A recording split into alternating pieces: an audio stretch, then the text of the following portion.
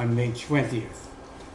And the significance of this is great. I mean, it's not just an ordinary election. It bucked a tide of US-backed reaction in Latin America. If you've been following what's happening in Latin America, many, many left-wing governments have been replaced by reactionary governments. The coup in Haiti, the coup in Honduras, the soft coup in Brazil and in Paraguay, the electoral defeats in Chile, in Argentina, Peru, etc. So this. What was the first one you said? It sounded like Haiti. Haiti. Thank you. So we now have the U.S. tide, at least on that U.S. back tide of reaction, at least for now, was reversed. It was also reversed just July 1st. In Latin America, what happened on July 1st? Mexico. Mexico. So there is some hope for some sort of reversal of that tide. Maduro won with a majority of 68%, really affirming the Bolivarian revolution, even though the country is in dire financial states. And the people that are suffering the most in Venezuela are the poor and working people. The thing to understand is they were the people who were suffering the most were the people who voted for Maduro. That is the thing to really understand about what's happening here. Maduro, the turnout was fairly low. It was 46%, which is low for Venezuela. The opposition, mostly the extreme opposition, had called for a boycott.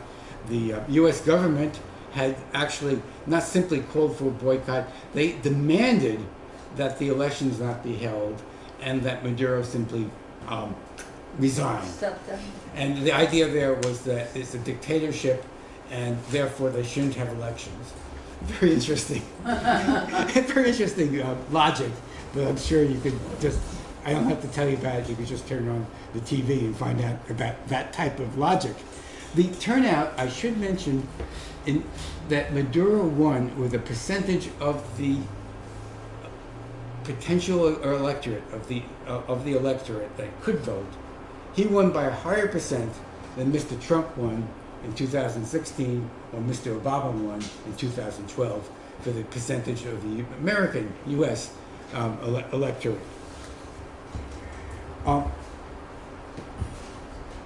And so the vote was seen by the Venezuelans as not only an affirmation for the Bolivarian revolution, but also it was seen as an act of defiance against the U.S. empire. The rallying cry of the Latin American revolutionary is fuerte patria o muerte, homeland or death, which is a pretty extreme rallying cry.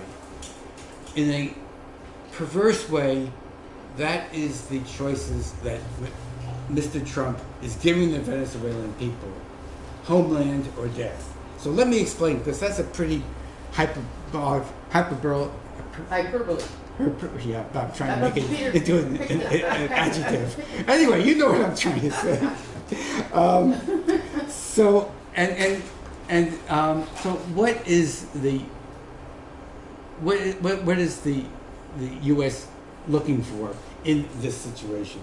And so I'm going to quote a man by the name of Juan Cruz. Probably you don't know who Juan Cruz is, but you've probably heard of John Bolton. Most of you have heard of John Bolton, the extreme right-winger that just recently joined the White House team. Juan Cruz came in with Bolton. Juan Cruz is the most powerful person in Washington right now in terms of determining Latin American policy. Cruz is the special assistant to President Trump and the senior director for Western Hemispheric Affairs. And he was asked, does the United States support a military coup in Venezuela? He said, to the affirmative. And let me quote him because it just drips with imperial arrogance. Quote, if you look at the history of Venezuela, there's never been a seminal moment in Venezuelan history politics that did not involve the military and so it would be naive for us to think that a situation in Venezuela wouldn't in some fashion include a very strong nod, at a minimum, a strong nod from the military, a whisper in the ear, a coaxing, a nudging, or something a lot stronger than that. Wow. That's the White House speaking. Far more blatant and frightening is a leaked Pentagon document. The document is called Masterstroke, Plan to Overthrow the Venezuelan Dictatorship. It was dated February 23rd of this year. The document is signed by the head of the U.S. Southern Command, and it demands that Maduro's government become unsustainable, forcing him to, quote, give up, negotiate, or escape. So the plan talks about how they would end what they call the dictatorship in Venezuela. And I'll quote again from this Pentagon document. Increase internal instability to critical levels, intensifying the decapitalization of the country, the escape of foreign capital, and the deterioration of the national currency through the application of new inflationary measures that increase this deterioration. That's happening right now. The paradox there is that the very conditions that the U.S. is imposing on Venezuela, they're blaming on the Venezuelans. They're lamenting the conditions they're imposing on them. Now, if that doesn't work, if simply this destabilization of the economy doesn't work, then the Masterstroke calls for, quote, continuing to harden the condition within the Venezuelan armed forces to carry out a coup d'etat before the end of 2018, before the end of this year. If this crisis does not cause the dictatorship to collapse, or the dictator does not decide to step aside. Failing in an internal coup, and the United States is working with the Venezuelan military right now. We know that for a fact. Right before the election, there was a coup attempt that was uncovered, and it wasn't just the paranoia of Maduro, because Bloomberg News picked it up and said this is absolutely verified. This is really what's going to happen. They were talking to the lawyers of the people that were indicted for this coup attempt. So it's not just an imagination of the government. This is real, of the Venezuelan government. This is really happening. The U.S. government fomenting an internal coup. But if that fails, quote, they would do a international military invasion uniting Brazil, Argentina, Colombia, and Panama to contribute good numbers of troops, make use of their geographic proximity, etc. In other words, for the United States government, they're not looking for, that's simply changing the government, but they're not looking for a soft landing. They're looking for a very hard landing. And this was seen particularly in the U.S. government's view of the May 20th elections. You say they're not looking for a soft landing. landing. Yes. So that would be like, a soft landing would be like, we had Obama, then we have, Trump. That's a soft, transition. They're not looking for a soft transition. They're looking for something a lot deeper. So there was a man by the name of Henry Falcone. He ran against Chavez, against Maduro in the last election. And he was an opposition person, and this is his platform, 3 parts of his platform. One was to replace the Venezuelan bolivar with the U.S. dollar, and in other words, dollarizing the economy. This would deal with the absolutely debilitating hyperinflation that they're having there right now, but it would also prevent the government from using fiscal means to manage the economy. 2 was he was going to get big loans from the International Monetary Fund, the IMF. These loans come with strings attached, extreme austerity measures, making the poor and working people pay for the wealthy. And 3, he was going to auction off the country's assets at fire sale prices for foreign bidders. So if you were the man in the Oval Office, what about this neoliberal wet dream? What's not to like? It sounds like this is exactly what Washington would be wanting. Washington's response to Falcone's running was to demand that he not run and to threaten him with sanctions, not only threaten him with sanctions, but threaten his family with sanctions.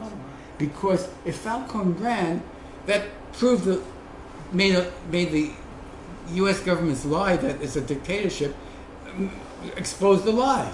Because if they had free, fair, and contested elections, how could they be a dictatorship?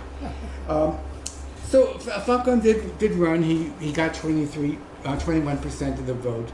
And if a year ago, if you were the opposition, you would probably say, that maybe an electoral defeat of the Chavistas was quite possible.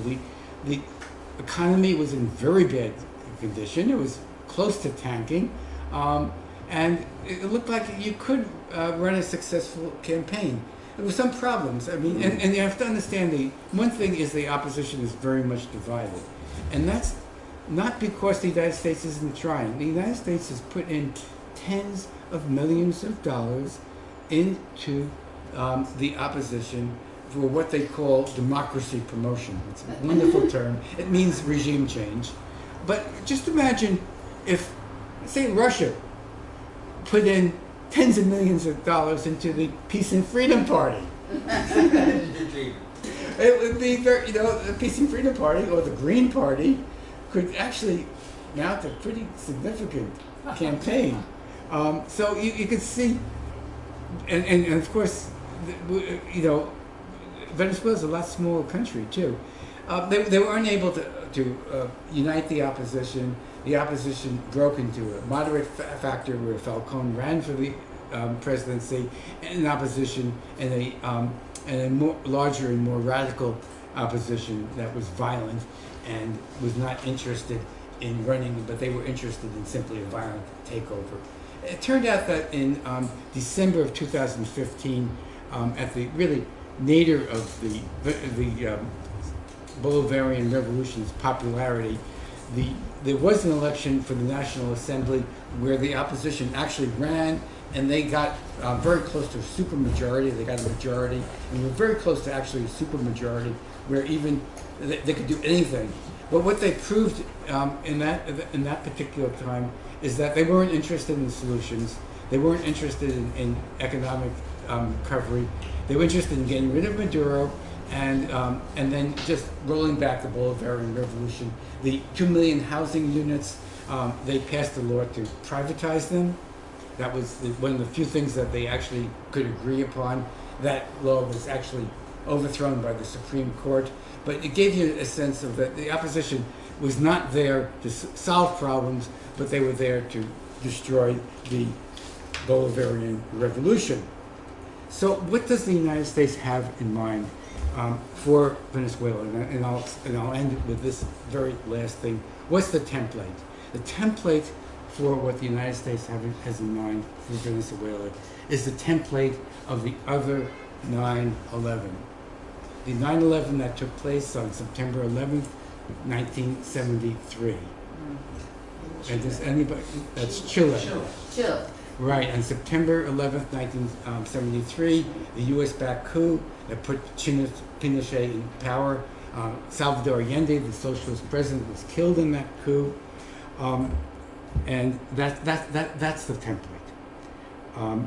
Prior to that September 11th in Chile, there was a campaign of extreme destabilization of the economy, just like is happening in Venezuela.